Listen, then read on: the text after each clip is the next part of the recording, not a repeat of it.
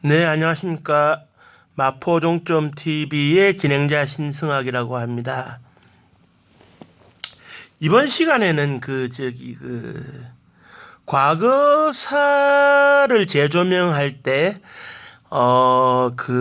늘상 따라왔던 문제, 가장 핵심적인 문제인 인혁당 사건으로 8명의 사형수가 사형집행 당한 사건에 대해 가지고 진실을 말해 보도록 하겠습니다.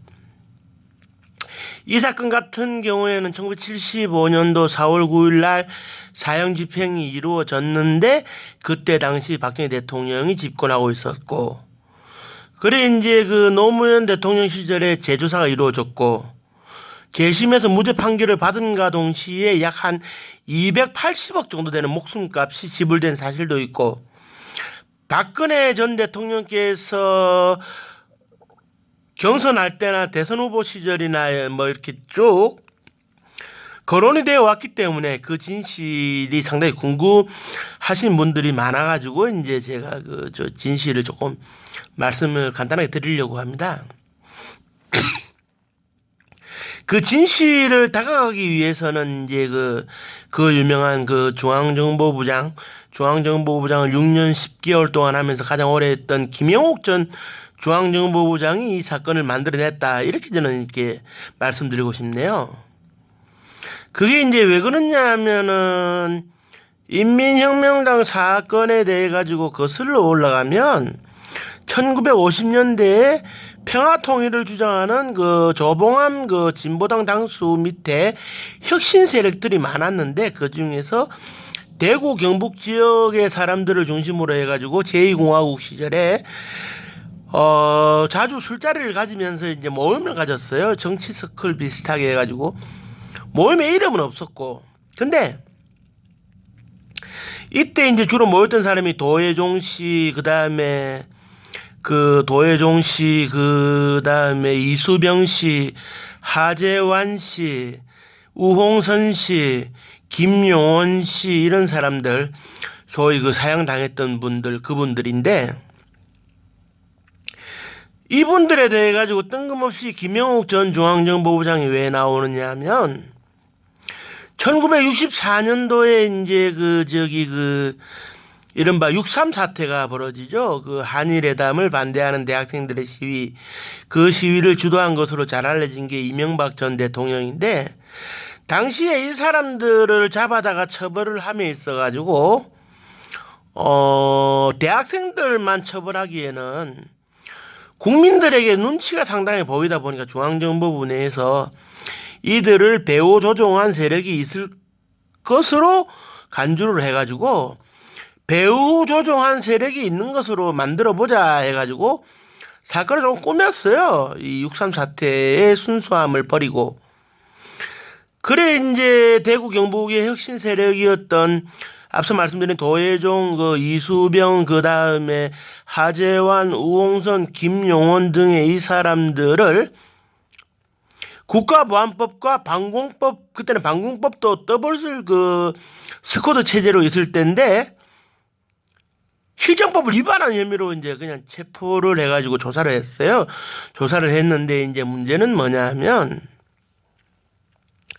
이 사람들이 정치 서클화 해가지고 모임을 갖고는 있었고, 언젠가 혁신계가 중앙정계에 진출할 가능성에 대비를 하자고는 했지만, 소위 이상하게 보일 수 있는 꼬투리를 잡히지 않기 위해 가지고 모임의 명칭이 없었어요. 모임의 명칭이 없었어. 그래 이제 모임의 명칭이 없었는데 하루아침에 인민혁명당 사건이라 해가지고 중앙정보부가 발표를 하고 검찰에 넘겨지니까, 그때 수사검사였던 장원찬 검사가 물어봐요. 도효정 씨한테 도대체 인민혁명당이라는 것을 왜 만들었습니까? 누가 만들었습니까? 이름을 누가 지었습니까? 이러니까 이제 도효정 씨가 얘기를 하는 거예요. 검사님, 우리가 설령 북한 돈을 받아 썼더라도 위장 명칭을 사용했을 것이지 인민과 혁명이라는 단어를 어떻게 씁니까? 절대 쓸 수 없습니다. 그랬어요. 그래 이게 도대체 그럼 어디서 나온 거냐? 중앙정보부의 김영욱 부장은 이들을 정치 결사체로 묶어가지고 엄청난 그런 그 북한의 김일성의 지령을 받는 그런 그 간첩 사건으로, 간첩단 정당 사건으로 만들고 싶었는데, 정치 결사체로는 보이는데 이름은 없으니까 너무 괘씸하다. 나는 처벌하고 싶은데 괘씸해서 못 견디겠으니까 이들을 빨갱이 정당을 만든 걸로 만들어버리자. 그런데 부하의 그 국장이나 과장급들이 도저히 방법이 없다고 하니까 김영욱 부장이 스스로 인민과 혁명이라는 단어를 써가지고 이 사람들이 인민혁명당을 만든 것으로 하자 해가지고 이 사람들에게 인민혁명당을 만든 것을 시인하도록 했고, 시인을 할 수가 없으니까, 자기들이 만든 적이 없으니까 시인을 못하겠다 하는 과정에서 고문이 좀 있었던 것으로, 강제 수사가 있었던 것으로 이제 그렇게 인정이 되고 있어요. 그런데 이제 그래 김영욱 부장에 의해 가지고 인민혁명당 사건으로 굳어지고, 실제 판결은 서울형사지법에서 도효정 씨를 비롯해 가지고 몇 사람이 징역 3년형을 받는 것으로 끝이 났는데, 이게 10년 뒤에 부활할지 누가 알았겠습니까? 그래 이제 그 1974년도 3월 달에 이제 그 이철, 유인태, 그다음에 이철, 유인태, 여정남, 뭐 이런 사람들이 이제 모여가지고, 이제 대학생들이 모여가지고 유신반대 데모를 했어요. 데모를 했는데, 그때 제가 기억나는 것이 황 씨라고 대학생이 있었어요. 황인성 씨라고 대학생이 있었는데, 그분이 유인물을 나눠줌에 있어가지고 유인물의 신뢰도를 높이기 위해서는 결사체에 이름 하나 넣는 게 좋겠다고 해가지고 이제 나온 것이 이제 그 전국 민주 청년학생 총연맹, 이른바 줄여서 민청학년이라고 이제. 그런데 이게 이제 시위도 못 해보고 이제 그 유인태 씨가 잡히고 이철 씨가 잡히고 여정남 씨가 잡히고 이제 그 누구냐 황인성 씨 잡히고 따사그리 잡혀 들어간 거예요. 그래서 대학생들을 긴급조치, 그때 이제 그 민청학년 사건을 이렇게 이끌어 나가기 위해 가지고 이제 만들어진 긴급조치 사후에 의거해 가지고 이 사람들을 처벌을 해야 되겠는데, 중요한 것은 신직수 중앙정보부장이 대학생들을 대놓고 시위했다고, 데모했다고, 결사체 하나 만들었다고 사용 이러려고 하니까 국민들의 반발이 엄청나게 클 것 같아요. 죄 없는 대학생들을.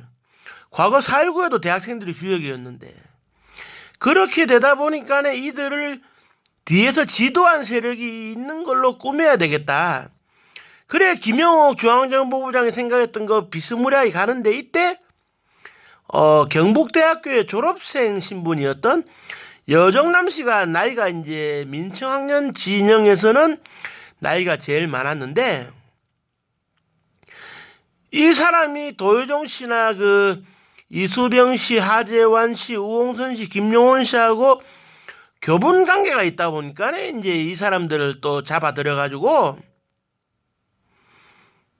취조를 했어요. 취조를 했는데, 이때 신직수 부장과 부하 수사관들이 이제 좀 이렇게 꾸며낸 것이, 가만 보니까 이 사람들이 과거에 인민혁명당 사건으로 처벌받은 전력이 있거나 법정에 서본 전력이 있는 사람들이네 싶어 놓으니까 이 사람들이 실체가 있지도 않았던 인민혁명당이 있었고, 그것을 재건하려는 사람들이다 해가지고 멋대로 인민혁명당 재건위원회라고 이름을 붙이고 간첩단 사건으로 몰아간 겁니다. 몰아갔는데, 그 중에서 핵심되는 도효정 씨를 비롯해가 8사람들을 사형을 시켰는데, 재미난 것은 정말 어이가 없었던 것은 7사람은 사회인 성인 즉 다시 말해 기성세대였지만 아직 20대 후반에 있던 여정남 씨의 경우에는 대학을 졸업한 학생이었다는 점에 의거해서 현직 대학생이 아니라는 의미에서 이제 사형 명단에 포함을 시킨 겁니다. 포함을 시킨 거고, 이 인혁당 사건에 대해 가지고 처음부터 끝까지 엉터리였다는 것에 대해 가지고 사형 집행 과정에 대해 가지고 이제 간단하게 설명드리는 것으로 제가 가름하겠습니다. 그러니까 이 사람들은 죽음조차도 엉터리였다라는 것을 제가 말씀드리고 싶은 것은 대한민국 사법 체계에 의하면 어떻게 되느냐? 3심제이기 때문에 지방법원, 고등법원, 대법원을 거친 다음에 대법원 확정 판결이 나고 나면 그 이후에 법무부 장관이 주도해가지고 사형 집행 준비를 할 수가 있고 대통령이 최종적으로 서명을 해야 됩니다. 그런데 이게 이 사람들한테 엉터리였던 것은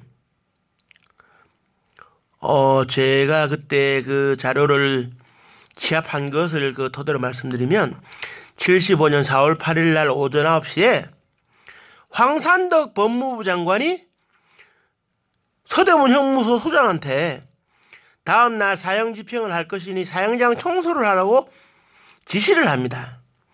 그래서 형무소장이 오전 9시 30분부터 사형장을 청소를 했어요. 그리고 난 다음에 오전 11시에 대법원 전원합의체에서 대법원 판사 14명이 민복기 대법원장 주재하에 이제 인민혁명당 재건위원회로 붙들려왔던 사형 선고받은 8사람에 대해 가지고 법리 검토에 이상이 없다 해가지고 사형 선고를 확정짓습니다. 그리고 이 사람들이 14시간 지나서 그 다음날 새벽 5시 무렵에 사형을 당하는데 법무부 장관이 황산덕 법무부 장관이 서대문 형무소 소장한테 사형장 속칭 넥타이 공장을 청소하라고 한 시간은 대법원의 확정 판결이 있기도 전 시간이었는데 어찌하여 황산덕 법무부 장관은 대법원 사형 확정 판결이 문제가 없을 것이다라는 것을 예측을 하고 미리 사형장 청소를 시킬 수가 있느냐의 문제죠. 그런데 그것은 제가 볼 때는 간단하게 생각하면 됩니다. 대법원에서 법리 검토에 문제가 없었다라고 해가지고 이 8사람에 대해 가지고 사형 확정 판결을 인정하는 것이 아니라 즉 다시 말해가지고 이 대법원에서 사형 확정 판결이 인정될 것을 예측하는 것이 아니라 사실상 이제 그 당시에 빨갱이들을 잡아가지고 총살해야 된다는 발언을 서슴지 않았던 박정희 대통령이 대법원에 이제 형량을 조문했다고 볼 수 있습니다. 그 8사람은 사형으로 가야지, 사형으로 가지 않으면 당신들이 사형당한다, 이렇게 협박했을 수도 있고 겁을 줬을 수도 있고 지시를 했다고 보는 게 맞는 겁니다. 그래가지고 그 다음날 사형 집행이 당해졌는데 사형 집행도 왜곡이 있어요. 그때 당시에 유언을 8사람이 차례로 사형당할 때 유언에 조국의 적화통이 되기를 바랬다 이런 유언은 일절하지도 않았고 가족이 보고 싶다, 부인이 보고 싶다, 아들이 보고 싶다, 더 살지 못하고 가는 것을 안타깝게 생각한다 이런 얘기밖에 없었어요. 그리고 그때 당시에 고문 수사가 얼마나 잔인했는지 사형 집행의 전제 조건은 여러분들도 아시다시피 시신을 유가족한테 인계하는 조건인데 유가족들한테 인계가 되지 못해가지고 여정남 씨의 시신인 같은 경우만 해도 중간에 시신을 탈취당해가지고 장례식을 치르는 절차를 따르지도 못하고 강제로 벽제 화장장에서 화장이 강제로 되어져 버렸어요. 국가 권력 기관에 의해 가지고. 그러니까 사형 집행을 당한 교수형을 당한 그 시신들을 유가족한테 인계도 못할 정도라면 고문당한 시신의 모습이 얼마나 참혹했는지를 알 수가 있는 겁니다. 실제로 그 8사람 중에서 그 2사람이 이제 그 여정남 씨를 포함해가지고 2사람이 시신을 탈취당해가지고 그 벽지 화장터에서 강제로 화장을 당했는데 5사람의 경우에는 이제 6사람이죠. 6사람의 경우에는 시신을 겨우 넘겨받았는데 가족들이 입관할 때 그 시체의 사진을 찍어뒀는데 거의 다 새까맣게 탔어요. 그건 정기 고문을 엄청나게 받았다는 거예요. 후유증이 남아 있었다는 거죠. 하재환 씨의 경우에는 항문이 다 튀어나올 정도로 그 고문을 당했고, 그건 다 그 당시에 인정이 이제 됐던 상황인 것이고,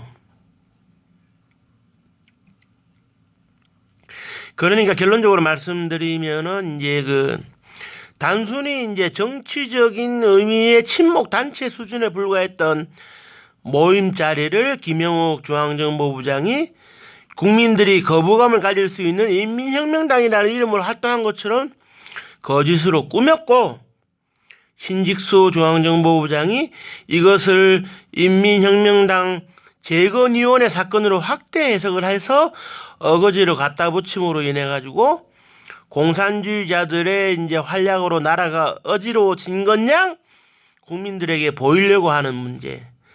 그래서 사건은 왜곡되고 억울하게 이제 8사람이 사형을 당했다가 2008년 가을에 이제 재심에서 무죄를 선고받았는데요. 무죄를 선고받으면 뭐합니까?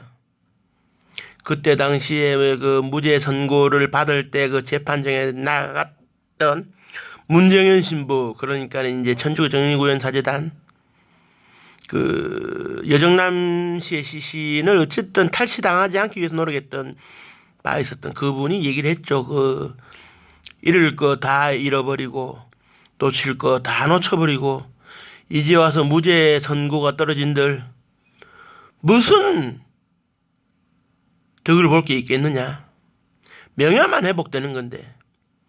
그리고 이들의 억울한 목숨값으로 280억이 8분에게 배상이 되어졌다고 해가지고 국가 책임이 끝나는 것도 아니고 억울한 사형을 뒤집을 수 있는 것도 아니기 때문에, 더군다나 박정희 정권의 책임은 묻지도 못하고 정작 사건을 조작해서 엉터리로 사형 집행한 박정희 정권의 책임은 묻지 못하고